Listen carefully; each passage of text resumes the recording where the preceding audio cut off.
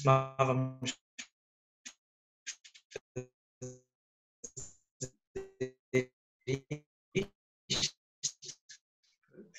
esta fotografia não é minha, isto tudo é muito típica de que se encontrava. Isto, internet, enfim. Espero que isto não vá abaixo.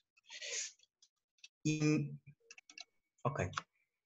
Portanto, a paisagem interior de Timor é uma paisagem que fica... É impossível, nós chegamos lá e vemos montanhas gigantescas, vemos florestas, estas árvores que estão a ver aí, muitas delas têm mais de 20 metros, portanto, andar debaixo desta floresta é sentir que há assim uma espécie de duplo céu, não é? Há um céu azul e entre nós e esse azul há este manto verde extraordinário. Isto é poucas das coisas que sobraram do período colonial português em Timor. Fica na segunda cidade maior em Timor, que se chama Baucau. Isto era um mercado municipal que agora tem sido pintado por artistas locais. Esta decoração vai mudando. Esta aldeia é a capital do café. Alguns já devem ter ouvido falar do café mais caro do mundo, que vem da Indonésia. Mas o mesmo café produz nesta aldeia, que, por exemplo, é um dos grandes fornecedores de Starbucks, devem conhecer. E a nossa comunidade é uma comunidade jesuíta. Eu vivi neste sítio durante 6 meses. Se algum dia quiserem fazer turismo, recomendo vivamente esta pequena ilha. Vocês nesta fotografia conseguem ver há uma ilha e depois há um pedaço de terreno maior. Portanto, esta pequena ilha chama-se Ilha de Jaco. É uma chamada terra sagrada, portanto não podemos lá fazer turismo, mas não podemos dormir, não podemos cozinhar, só podemos visitar esta. Bom, Ilha de Jaco. Isto são casas tradicionais timorenses. Cada região tem, como em Portugal também existia, as casas tradicionais tinham tetos diferentes. Em Timor isso também existe. Portanto, depois tudo isto tem muita coisa que se diga. Esta é uma casa tradicional particular, porque é uma casa sagrada. Sagrada porquê? Porque cada família tem uma espécie de santuário de família, onde se guardam alguns objetos que lembram os antepassados. E uma tradição típica de qualquer timorense, quando sai da sua terra durante algum tempo, 1 mês, 1 ano, 10 anos, aquilo que deve fazer quando regressa à sua terra, quando regressa ao país, não é só regressar ao país, ele deve ir à sua casa de família e pedir a bênção dos antepassados. Portanto, e estas casas são muito bonitas, estão espalhadas pelo meio das florestas, no meio das aldeias, cada família tem a sua. Isto que vos vou mostrar agora era a primeira missão dos jesuítas em Timor, foi no século XIX, e foi fundar este colégio.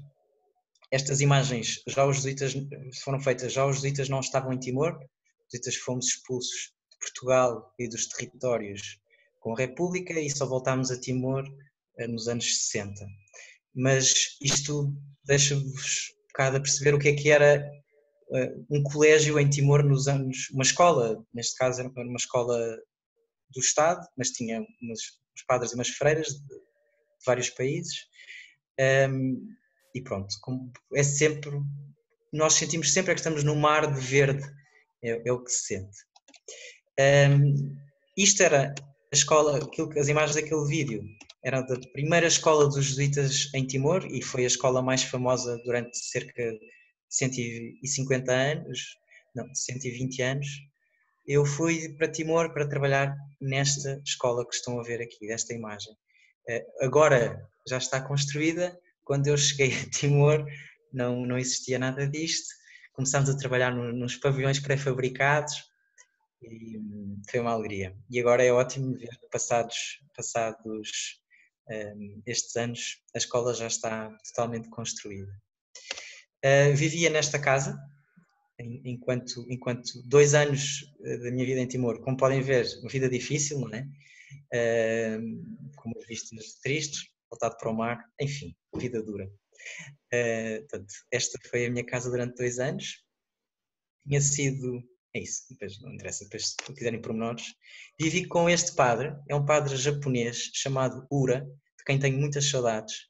Esta fotografia foi tirada na capela de uma da aldeia onde nós estávamos, perto daquela escola, e este é o cenário habitual de um jesuíta ao domingo, que antes ou depois da missa formam-se filas e as pessoas vêm-se confessar. O caso engraçado é que o Ura, além de ser japonês e de falar não muito bem a língua Tetum, que é a língua habitual, ouve muito mal. Mas ele com muita graça dizia: olha, eu faço o que ouço, Deus faz o resto. Mas este homem é engraçadíssimo, muitas saudades dele. Depois vivi naquela casa paradisíaca voltada para o mar durante 2 anos e depois vivi quase um ano numa casa ao lado deste sítio, não era neste sítio, mas era ao lado. Como podem ver, outra vista muito triste. Portanto, não é nada, é deslumbrante, absolutamente deslumbrante. Acordar aqui às 6 da manhã, normalmente não se via absolutamente nada, porque entre esta casa e o vale estava coberto de uma montanha, uma espécie de manto de nuvens. Portanto, a nossa casa ficava acima das nuvens, era uma coisa absolutamente deslumbrante. Dava vontade de correr e saltar. Claro, nunca fizemos isso, mas dava vontade. Uma paisagem muito, muito, muito bonita. O que é que fazíamos neste sítio? Agora só fazer uma espécie de apresentar o catálogo, né, das fotografias para vocês terem vontade de visitar Timor. Aqui a seguir já falo um bocado mais com calma sobre isto. E vivia neste sítio porque temos esta paróquia. Esta fotografia foi tirada antes da sagração do altar desta igreja, a igreja que foi inaugurada. Eu já não estava em Timor, quando eu saí de Timor ainda estávamos só a fazer os alicerces desta igreja. E aqui trabalhei, entre outras pessoas, com este jesuíta filipino. O avô deste jesuíta foi o Presidente da República e este jesuíta é médico e decidiu ir viver para provavelmente das aldeias mais pobres do país mais pobre da Ásia Pacífico. É como se chama a região onde está Timor, que é como quem diz a aldeia de um dos países mais pobres do mundo. E é um tipo engraçadíssimo. Esta cara de totó que ele tem é mesmo verdade, ele era mesmo bem disposto. O trabalho que tinha andava com esta carinha e outras a fazer consultas gratuitas, como é óbvio, às pessoas. Não se percebe muito bem na fotografia, mas o interior desta carrinha basicamente era uma farmácia ambulante. Ele conseguiu criar também com um grupo de voluntários locais, timorenses, portanto não era gente rica, era gente das aldeias, mas que se disponibilizaram e todos os dias faziam uma ronda por uma série de aldeias, ou para dar consultas, ou para distribuir refeições, e pelo meio havia sempre muita galhofa com ele, porque ele é um divertido. Pronto, isto é um bocado o retrato, não é? Um bocado só para perceberem mais ou menos onde é que estamos a entrar.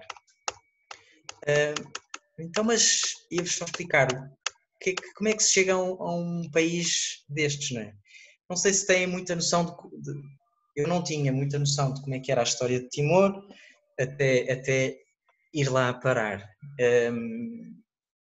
Timor é uma pequenina ilha que fica pertinho da Austrália, sabem isso, não é?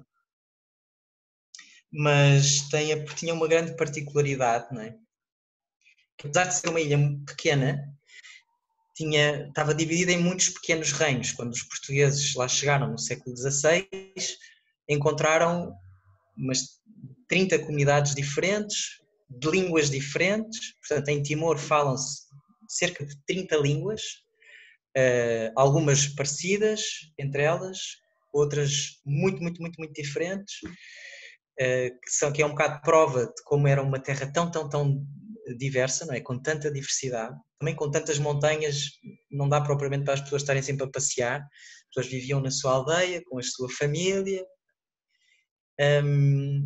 e durante boa parte dos primeiros 3 séculos em que os portugueses lá estiveram, viviam os missionários, eram eles que lá ficavam, normalmente, eram os portugueses que viviam em Timor durante aqueles primeiros 3 séculos, normalmente eram missionários, e depois os outros portugueses que iam lá passando, era só para fazer comércio, íamos lá buscar sândalos, uma árvore, uma madeira muito, muito rica, muito nobre.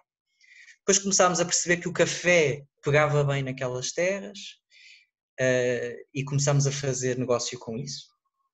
Nos primeiros 3 séculos a coisa foi tranquila, correu bastante bem. A partir do final do século XIX, início do século XX, nós, portugueses, tentámos começar a rentabilizar Timor. E foi nessa altura que as coisas começaram a azedar em Timor. Foi nessa altura que começámos, até aí nunca, não impunhamos trabalhos forçados de coisa nenhuma, porque basicamente eram só os missionários que lá estavam. Mas a partir dessa altura, como era preciso produzir mais, os portugueses começámos a fazer trabalho forçado, começámos a criar escravos em Timor, isto já entrados no início do século XX. Começa a haver revoltas entre os timorenses e os portugueses. É nessa altura que Portugal envia exército para Timor, para lutar contra comunidades timorenses. A população começa-se a dividir, os que são muito amigos dos portugueses, porque trabalhavam na administração com os portugueses, juntam-se aos portugueses. Os outros, muitas das outras aldeias que estavam mais distantes de Dili, que era onde Portugal tinha a administração, começaram-se a revoltar. Ou seja, só para dizer, as relações durante muito tempo eram muito boas, mas também existiram problemas sérios entre nós e os timorenses, fruto sobretudo de um desejo de começarmos a rentabilizar a presença, portanto, produzindo mais café, O que acontece é que chega a Segunda Guerra Mundial e o Japão, que estava... Nós normalmente quando falamos da Segunda Guerra Mundial focamos um bocadinho aqui na Europa, e claro que sim, foi um dos grandes focos. Esquecemos que na Ásia os japoneses desceram até Timor, e a guerra entre a Austrália e o Japão aconteceu na ilha de Timor, o que significa que muitíssimos timorenses foram mortos durante a Segunda Guerra Mundial. O país ainda não se tinha posto de pé, tanto aquelas imagens daquelas reconstruções dos anos 50 que vos mostrei, aquele vídeo, chama-se Reconstrução de Timor, porque foi durante os anos 50, já depois da Segunda Guerra Mundial, que se tentou começar a reconstruir, e foi nessa altura que Portugal começou a ter uma política diferente, de começar a criar escolas, começar a criar hospitais, começar a criar uma rede de estradas, até que, estamos a falar, vamos perceber que isto é um bocado, infelizmente, é uma parte triste da história de Timor dos últimos 100 anos, até que Timor começa a querer pedir para ser independente e um dos seus vizinhos gigantes, na Indonésia, entra pelo país e durante 24 anos ocuparam o país com a ideia de anexar Timor à Indonésia. É verdade que os indonésios, enquanto estiveram em Timor, fizeram muitas coisas que os portugueses não fizeram, e muitas coisas boas, digo, por exemplo, a rede de escolas que existe em Timor hoje em dia, a boa rede de escolas que começa a vir em Timor deve-se ao trabalho dos indonésios, por exemplo. A grande rede de estradas que existe em Timor foi feita pelos indonésios, os hospitais que existem em Timor. Agora, apesar de terem feito coisas boas, fizeram coisas horríveis, e basta dizer isto. Pensa-se que durante aqueles 24 anos de presença indonésia em Timor, cerca de 1/3 da população timorense foi morta. Significa que uma pessoa em cada 3 foi morta. É um número horrível. Horrível. Portanto, eu quando cheguei a Timor, em 2012, o que fui encontrar foi um país onde todas as pessoas com quem eu falava, tinham memórias ou histórias para contar de conflitos sucessivos, não é? Se eu, quando cheguei àquela aldeiazinha paradisíaca de floresta, quando lá cheguei, encontrei poucas, mas algumas pessoas de 70 anos, 80 anos, eram muito poucos, são muito poucas as pessoas dessas idades, e por exemplo, e com elas, pronto, aprendi que foram os japoneses que ensinaram naquela aldeia a fazer cigarros, por exemplo, mas depois também aprendi que foram os japoneses que dizimaram a aldeia vizinha, por exemplo. Portanto, estão a ver, era um ambiente muito pesado com quem quer que se falasse, a conversa rapidamente ia parar a um cemitério. Rapidamente íamos falar de alguma perda.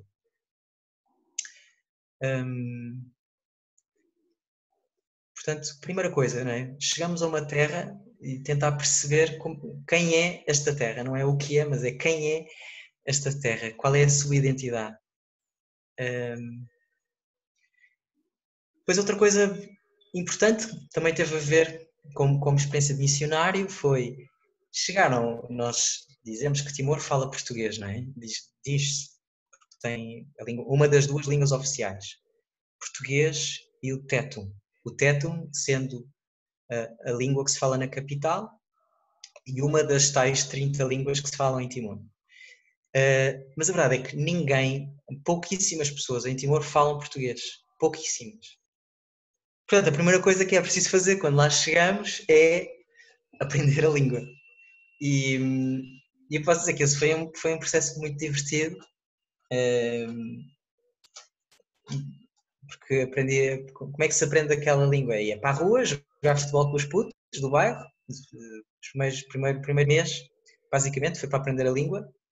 Ia para a rua, jogar à bola com os miúdos, conversar, dizer disparates, enganar-me, muitas vezes. Aprendi que era muito fácil dizer palavrões em Tetum, não porque eu quisesse, mas porque me enganava a dizer as palavras e, portanto, muitas vezes acabava por dizer coisas horrorosas.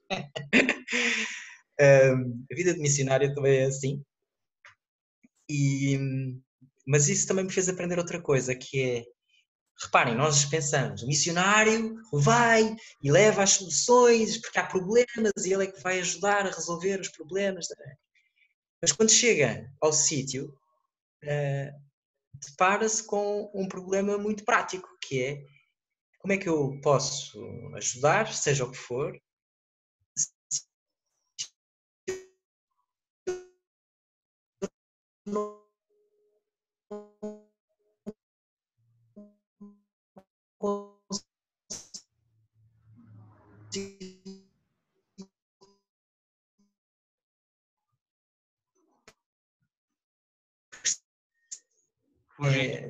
Fugiste. Fugi? Tens que repetir um bocadinho só. Tá bem, desculpa. Mas é porque a internet aqui é fantástica. Então hoje está maravilhosa. Portanto, um dos primeiros trabalhos que o missionário tem que fazer, não é de reconhecer que ele não tem as soluções. É reconhecer que ele está ali e que se calhar até tinha a ideia de que era ele que ia fazer mundos e fundos e resolver todos os problemas, mas quando chega a uma nova terra percebe que é um bebé e que vai ter que aprender muitas coisas novas. Vai ter que aprender uma cultura nova, vai ter que aprender uma nova forma de pensar. Portanto, acho que vocês viram o filme da Missão, não foi? Foi isso, não foi, Carlos? Disseste-me isso? Sim, pelo menos foi esse o desafio. Quem viu? Podem levantar assim. Não, não façam isso, não vão sentir. Devia ter. Yes! Houve alguém que viu o filme! Então, obrigado. Então, se lembram na missão, para quem não viu, conta a história de jesuítas missionários no século XVI, no século XVII, ali por acaso é no século XVII, a viver na fronteira entre Paraguai, Bolívia, até por ali, numa zona que se chamava as reduções jesuítas, ou seja, eram as comunidades que tínhamos. O que naquele filme não se percebe, porque não se pode perceber tudo, é que aquele trabalho que os jesuítas faziam, que era criar escolas, criar igrejas, ajudar a desenvolver a produção de milho, de fruta,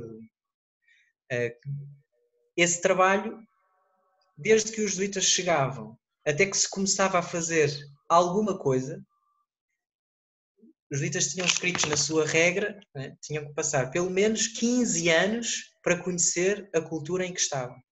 15 anos. Ou seja, sem fazer absolutamente nada.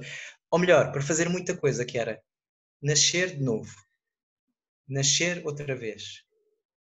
Porque para compreender uma determinada cultura é preciso morrer para a nossa, de alguma maneira, e nascer outra vez com uma nova língua, uma nova pele, com novos olhos. E isso leva tempo.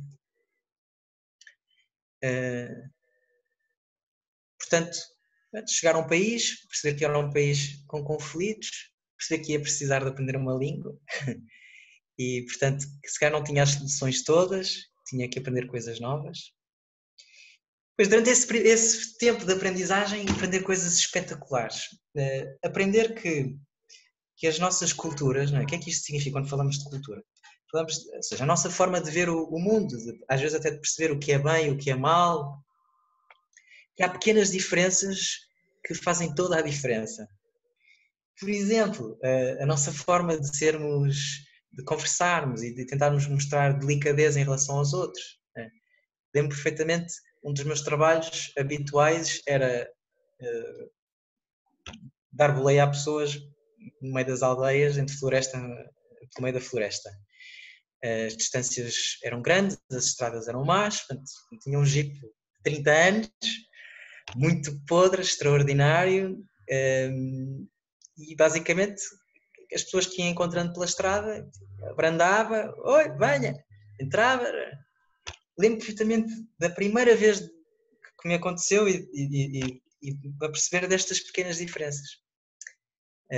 Se fosse em Portugal, não é? Uma pessoa que nos dava boleia, nós para pedir para parar, diríamos, por favor, se faz favor, importa-se de parar, queria sair aqui.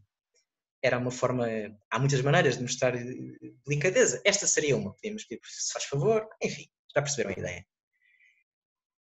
Ora, não é nada essa a maneira normal e educada de se fazer em Timor. Em Timor, basicamente, as pessoas entravam e quando queriam parar diziam só, para!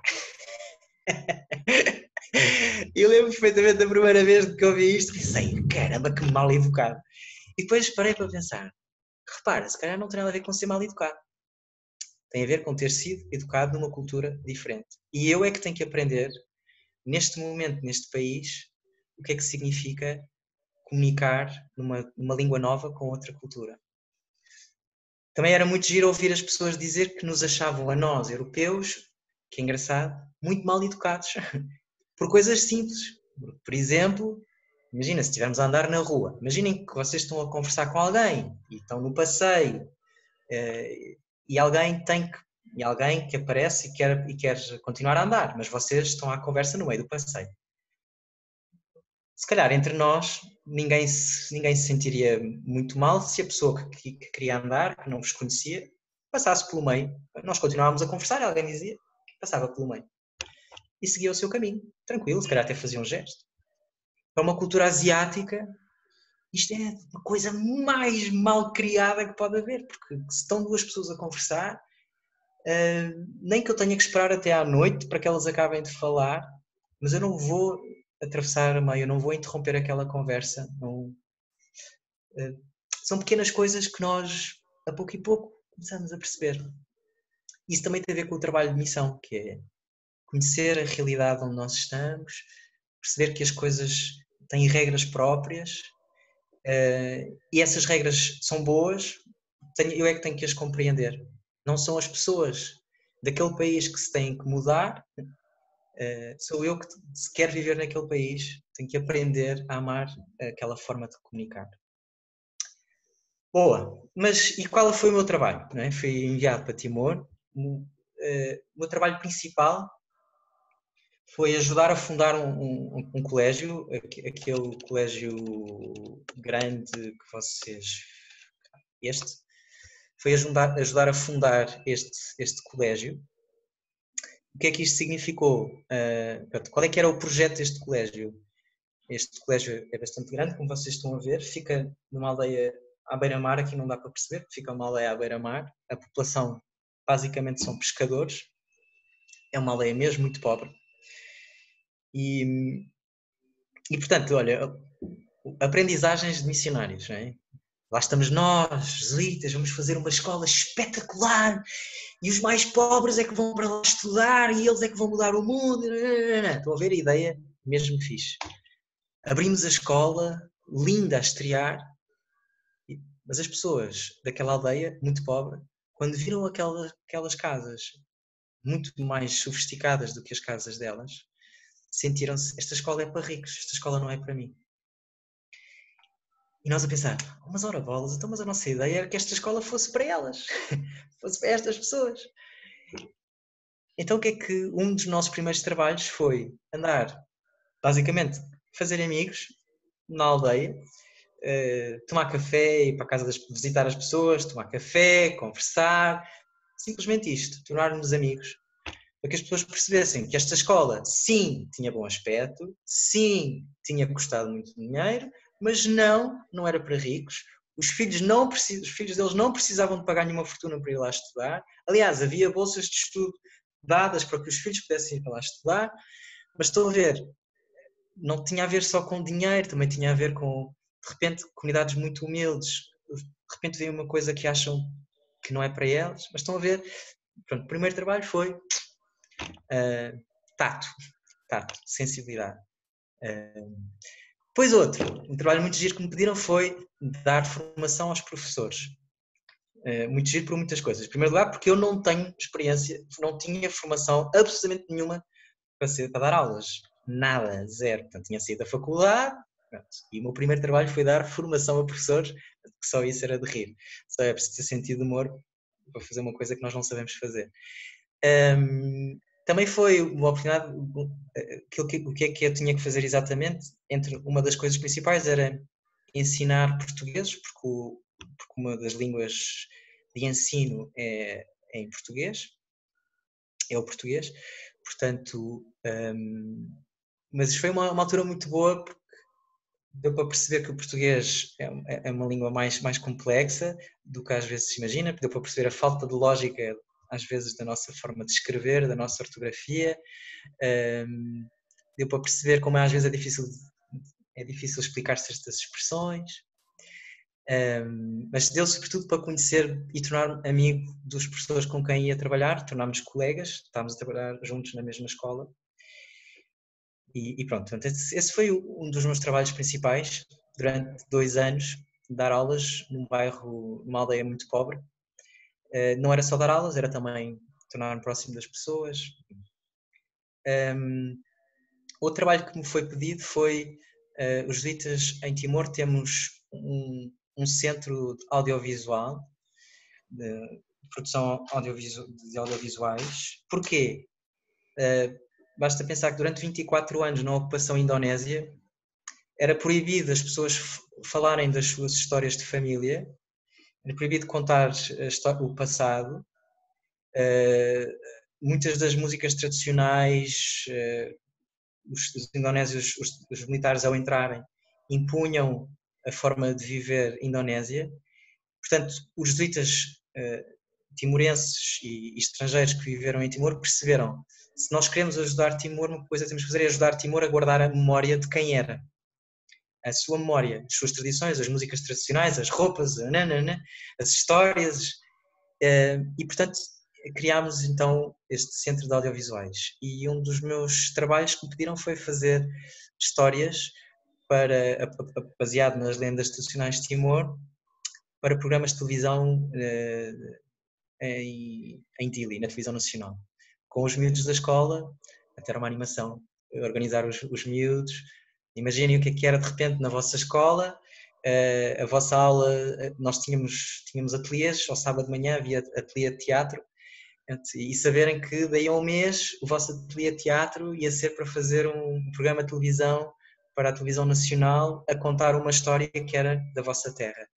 Portanto, era um trabalho muito giro, deu para aprender imenso sobre as lendas tradicionais de Timor, deu para aprender, por exemplo, que a lenda de Timor, a mais conhecida é a lenda do crocodilo, uma lenda muito bonita, diz isto: havia um menino que um dia estava a viajar o barco naufragou e ele ficou no meio do mar a pensar que ia morrer afogado.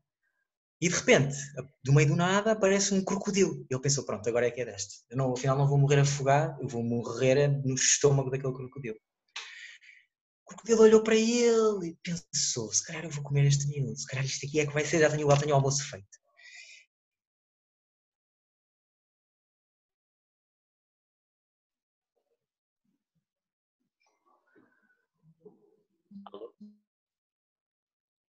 Estamos a meio da lenda. Estamos a meio da lenda. Ainda não. Não. Alô? E decidiu dar... Ok. Alô? Boa, já voltaste. Ficaste na parte em que... Deixou-te ouvir. Sim, em que o crocodilo ficou a pensar se não ia ao rapazinho.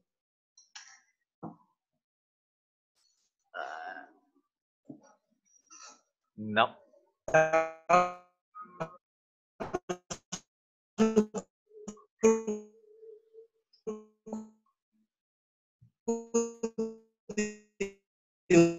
Ouviram o crocodilo, Carlos? Agora agora estou a ouvir. Agora estamos a ouvir, sim. Não te estamos a ouvir.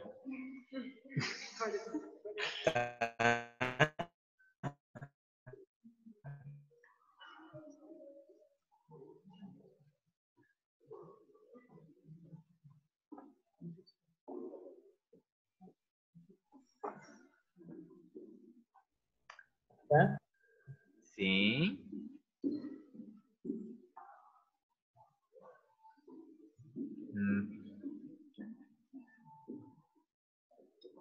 A net está-nos a fazer um manguito.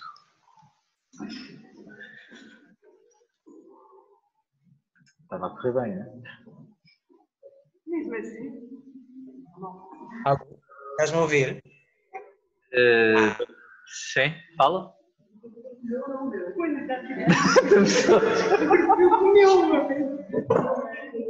Não deixámos de te ouvir mesmo, tá? Estou? Agora tens que ir para casa. Alô? Sim, aham. Ok. Olhem. Não. Eu vou tirar o meu vídeo porque... Alô? Sim. Estás? Sim, sim. Sim? Se calhar é melhor sermos nós a tirar o vídeo. Ou isso. Depois, como... Faz mais sentido e manter o do Rui. Sim, sim. Então temos que tirar. Pode, Carlos. Sempre nós tirarmos.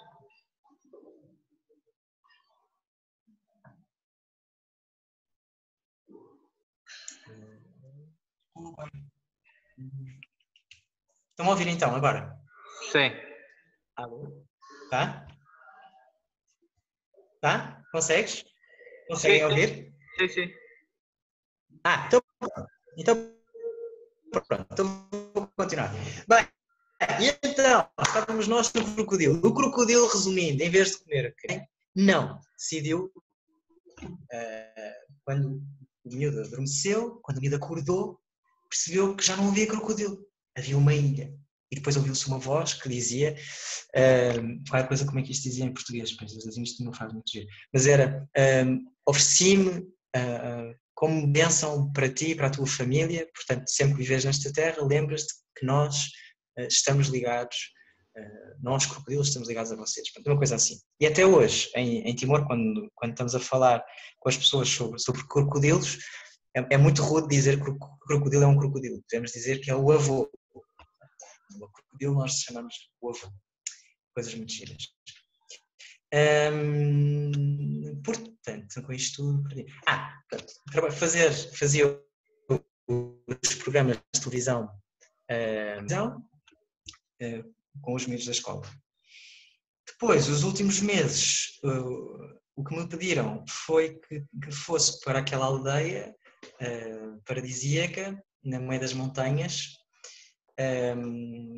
fundar um grupo, refundar o grupo de jovens e da catequese, ao mesmo tempo que fazia parte da equipa nacional dos escoteiros em Timor, para dar formação aos chefes, para fazer os manuais em Tétum, essas coisas. Isto era o meu trabalho. Agora, o que é que nós jesuítas fazíamos em Timor para além disso? Tínhamos este trabalho do padre Bong, Apad Santos, que é o tal filipino, juntamente com um grupo de pessoas que faziam cuidados de saúde nas aldeias muito, muito, muito pobres.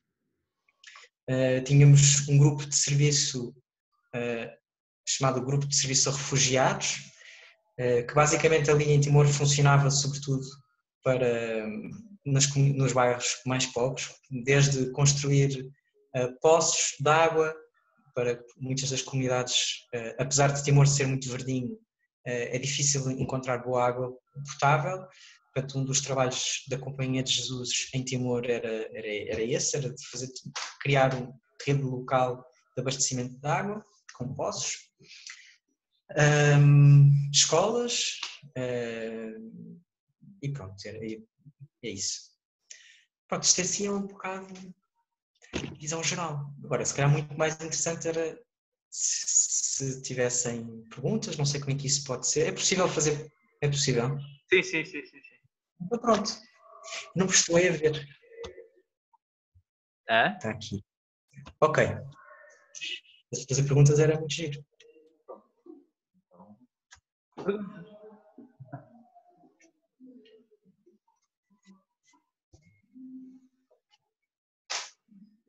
Está tudo entusiasmado com perguntas. Claro, não se atropela.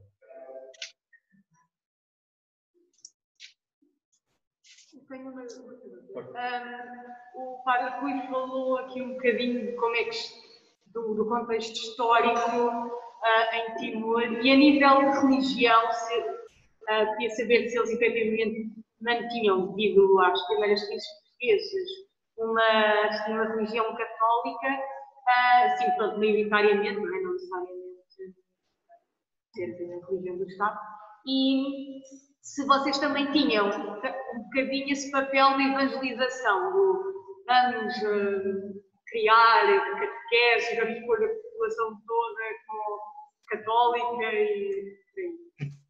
Exato. Estar aqui a regar o pessoal todo com água benta. Estou a brincar. Então, uma ótima pergunta. Eu não sei quem fez a pergunta. Não sei o nome, também não ouvi, mas obrigado. Quem foi? Não ouvi. Inês. Obrigado, Inês. É uma ótima pergunta e talvez a resposta te surpreenda um pouco. Então, até à invasão à Indonésia, as poucas estatísticas que existem da população em Timor dizem que não haveria mais de 20% de batizados em Timor, até à invasão à Indonésia, que é um bocado, se calhar, surpreendente, porque nós temos aquela imagem de ver os timorenses a rezar o terço quando foi o massacre de Santa Cruz. Então, o que é que aconteceu? quando a religião mais comum em Timor não tem um nome, chamamos só religiões tradicionais, que é comum a praticamente todas as ilhas do Pacífico e da Micronésia, aquela região, pronto, Timor, Papua, Indonésia, Filipinas, enfim. Depois ver no mapa é aquelas ilhas. E como é que era essa religião? Essa religião é baseada neste princípio, a ideia de que há um Deus que criou tudo. Este Deus dá um princípio de ordem às coisas, desde o princípio de ordenação das coisas, cada coisa deve ocupar o seu lugar. E um sinal visível dessa forma de Deus organizar as coisas tem a ver com a sabedoria. E normalmente, os mais velhos são vistos como aqueles que recebem essa forma de sabedoria, portanto, que conhecem a ordem das coisas e que podem servir de intermediários ou administradores das coisas de Deus e das pessoas. Portanto, na prática, o que significa isto é que as pessoas olham para a realidade, olham para a natureza, olham como sendo um dom e a natureza que deve ser respeitada. Aliás, até porque em bom rigor a natureza é mais velha do que nós, portanto, ela é que manda nisto. Portanto, temos Deus, a natureza, as pessoas mais velhas e depois nós mais novos. Portanto, por coisas tão práticas como se queremos construir uma casa, devemos primeiro ir pedir aos anciãos, às pessoas mais velhas da aldeia, se podemos ou não construir a casa. Os anciãos normalmente vão ter um tempo de oração, ou o equivalente a um tempo de oração. Vão perguntar à terra, isto é muito bonito, tem coisas muito bonitas, hoje falamos tanto de ecologia, isto mais ecológico não podia ser. Vão conversar com a terra, com o espírito vivo do universo, que não é Deus. As coisas estão vivas, têm uma alma viva. Vão conversar com a terra e vou-lhe perguntar, olha, se é ou não possível construir esta casa, o que é preciso fazer?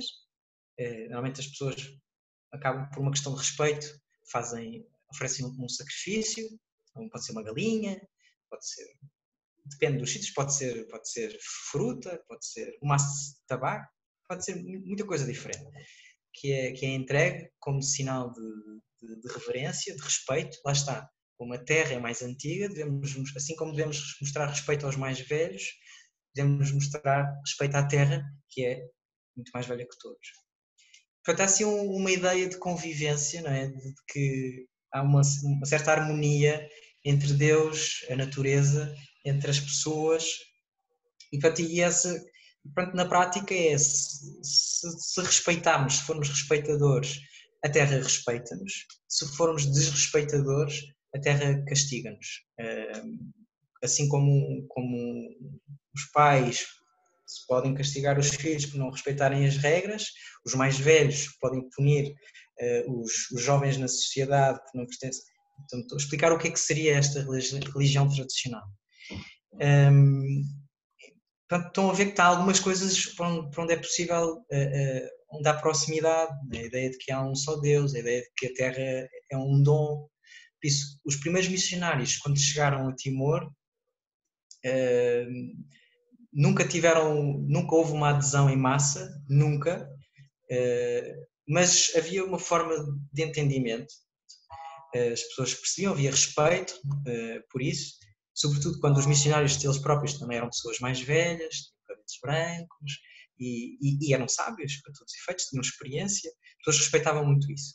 Mas lá está, até à ocupação indonésia, menos de 20% da população apenas era batizada. Quando os indonésios entraram, como os indonésios eram maioritariamente muçulmanos e como segundo a Constituição indonésia, as pessoas tinham que estar registadas na sua própria religião, não poderiam declarar-se ateias, por exemplo. Isto era inconcebível, porque isso era visto como sendo sinal de comunismo, como estamos na altura um bocado da caça às bruxas em termos políticos. Portanto, o comunismo era visto como sendo o inimigo público número um. As pessoas não se podiam declarar a religiosas ou sem religião. Então o que é que fizeram? Uma vez que os indonésios eram muçulmanos, para demonstrar que eles não eram muçulmanos e que não queriam a presença dos indonésios ali, foi nessa altura que muita gente primeiro se declarou cristã e depois foi procurar padres, freiras, missionários para começarem a ser batizados. Hoje em dia, a esmagadora maioria da população é batizada. Existe uma pequena comunidade muçulmana, sobretudo dos indonésios que ainda vivem em Timor, pacificamente. Existem várias igrejas evangélicas, mas assim como o Islão na Indonésia é diferente do Islão, por exemplo, aqui no Médio Oriente, o cristianismo em Timor também é diferente, é muito rico, tem coisas muito diferentes, tem a ver com esta coexistência de tradições. Por isso lá, por isso é que eu vos dizia, aquela casa de família, a casa sagrada de cada família, que é um gesto religioso, não é? De mostrar respeito aos antepassados. A Igreja Católica não viu problema nisso, felizmente, percebeu que há ali uma dimensão de cultural, de veneração pela sua memória, que não se confunde com outra coisa. Pronto, Inês, desculpa, se calhar falei muito, mas a tua pergunta era boa. Espero ter respondido.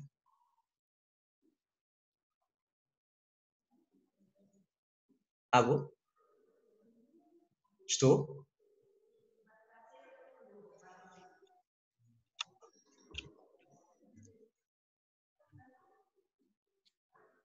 Eu estou aqui. Olá! Não sei se eles estarão a ouvir.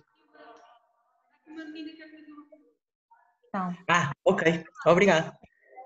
Você já tinha dito que era como nascer outra vez quando chegou a um sítio novo, mas foi muito difícil a adaptação aos costumes de lá.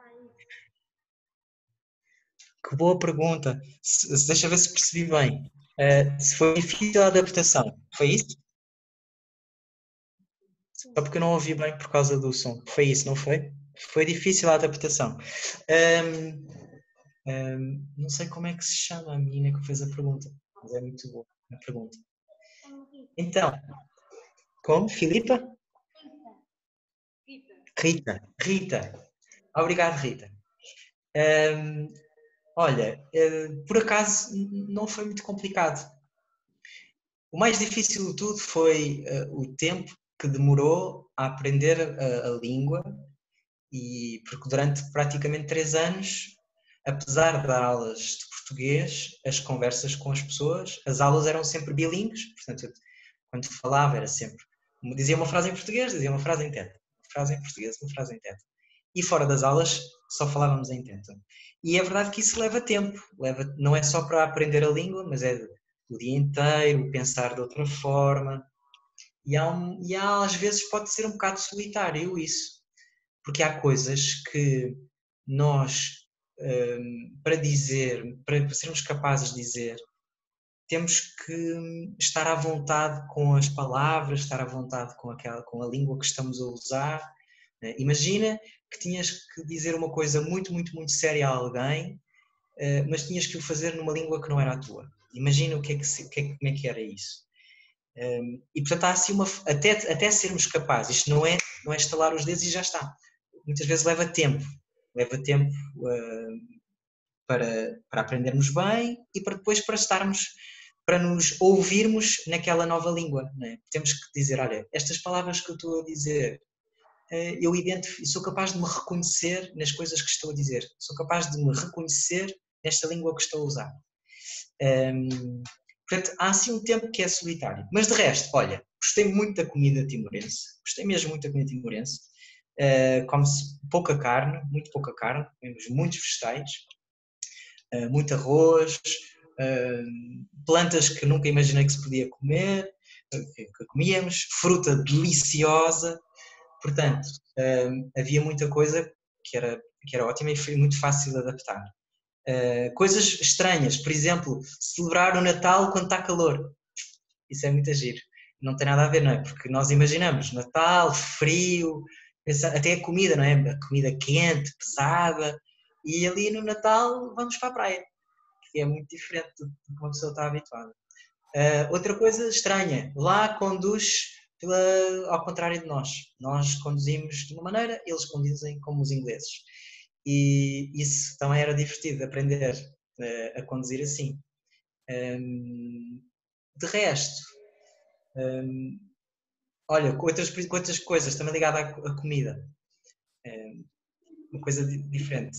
Quando era convidado para ir a algum lado, por exemplo, festas, havia um casamento, havia um batismo, havia às vezes um funeral, ou então era só uma festa nas famílias, eles convidavam para ir a algum sítio. O normal é ser o convidado a comer primeiro. Não é? O convidado é que deve começar.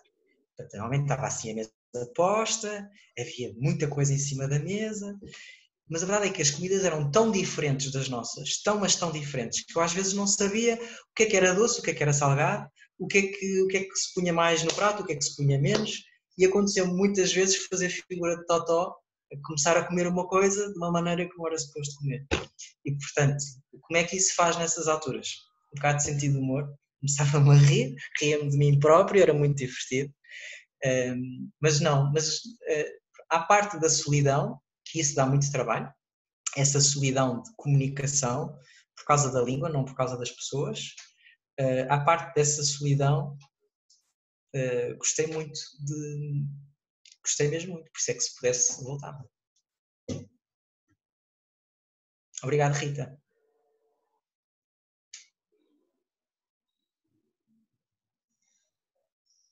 Então, nós estamos aqui num deadline. Ok.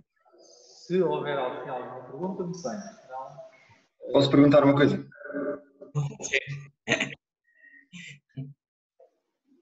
Força, força.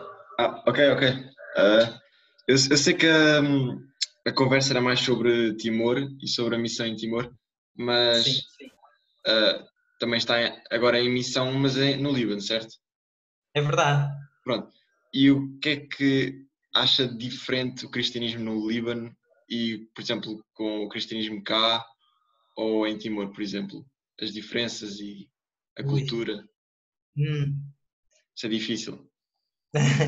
Pedro, uma ótima pergunta. Ótima pergunta.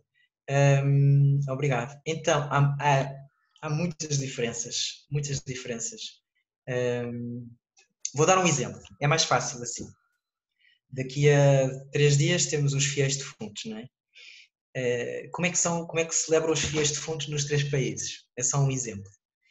Em Timor, como há toda esta tradição de respeito pela memória dos antepassados, o Dia dos Fiéis Defuntos é talvez um dos dias mais celebrados. E, portanto, uma coisa que é importante perceber nestas culturas é que os cemitérios normalmente são nos sítios mais deslumbrantes que possam imaginar. Os sítios mais...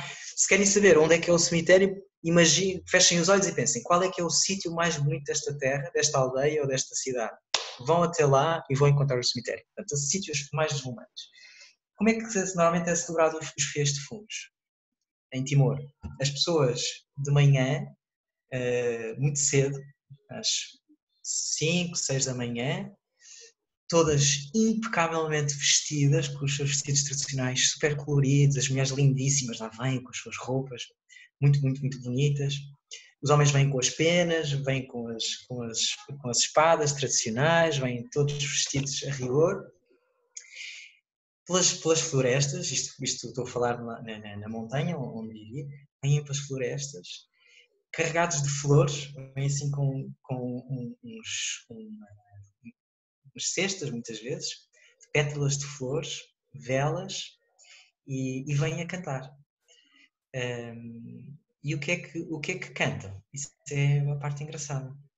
Se forem aldeias que têm pessoas mais velhas, pessoas muito mais velhas, que daquelas poucas que tinham sido batizadas antes da invasão indonésia, aquilo que vão cantar é a missa de defuntos do Gregoriano. Se calhar isto não vos diz nada. Mas, por exemplo, aquela música Requiem Aeterna. Agora imaginem isto, pessoas completamente que não sabem latim, que vivem numa montanha, numa aldeia, é isto que as pessoas têm, uma memória incrível, e é isso que vão cantar, cantam lindamente. Portanto, é um cristianismo muito ligado à família, muito ligado à memória dos antepassados, portanto, comunitário, vem em todas as pessoas. Há uma noção de Deus que é uma noção de respeito e às vezes de medo. A palavra em Timor para respeito e em Tétum, para respeito e medo é a mesma. Diz talk, ter respeito ou ter medo, é a mesma palavra. E que é significativo, porque significa que Deus é ao mesmo tempo tipo o avô. Aliás, é uma das expressões que se usa para Deus também, não é só para o crocodilo, também se usa para Deus, não é? O avô é ao mesmo tempo aquele que protege, que guarda a memória da família, que dá nome à família, mas também pode ser aquele que se zanga e que diz, atenção, para com isso. Portanto, há assim uma imagem de Deus que é muito forte, mas diferente. No Médio Oriente, estamos a falar, o cristianismo é muito plural, não é? Muito plural. Nós também temos um cristianismo muito plural. Imagina, numa paróquia existem muitos movimentos, cada movimento tem as suas sensibilidades próprias, também existem ordens religiosas, também existe diversidade. Mas não é a mesma coisa, porque aqui temos cristãos gregos que celebram a missa, em alguns casos, em algumas comunidades, podem celebrar a missa em partes gregas, outras podem celebrar a missa em siríaco, outros podem celebrar a missa em arménio, ou seja, e cada comunidade tem estilos diferentes, tem datas de celebração diferentes. Por exemplo, não em relação aos feixes de defuntos, porque a data coincide, mas na Páscoa, no bairro onde eu vivo, é um bairro arménio, portanto não tem o mesmo calendário que nós. Nós este ano celebramos a Páscoa num domingo, e no dia seguinte começámos a ouvir os cânticos de Semana Santa da Igreja Arménia. Portanto, é um cristianismo muito diferente. Se calhar é um cristianismo mais... A imagem de Deus está muito ligada também aqui à imagem da luta, da resistência. É diferente. Pronto, é isso. Pronto. Imagens de Deus, as comunidades como vivem. Mas isto estava para uma grande conversa, Pedro. Mas fica só assim o aperitivo. Obrigado. Mas respondeu bem. Obrigado. Nada. Então, se calhar nós terminávamos fazendo em conjunto, arejávamos um bocadinho e começávamos para celebrar a missa daqui. Então, a gente rezava todos em conjunto, os que estão daquele lado. Padre Carlos, mas se cá ponha o vídeo para nós vos vermos. Sim.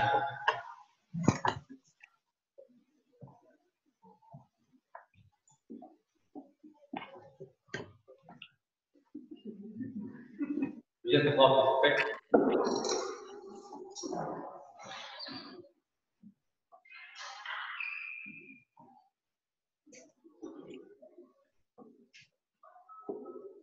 Porque é aquela que nos une de forma muito particular na oração do Pai Nosso. Fazemos com esta certeza de sermos filhos de um só Deus, diferentes, diversos, com missões diferentes nesta terra, em lugares diferentes, mas com este mesmo propósito, de chegarmos a esta oração. Pai Nosso, que estais nos céus, santificado seja o vosso nome.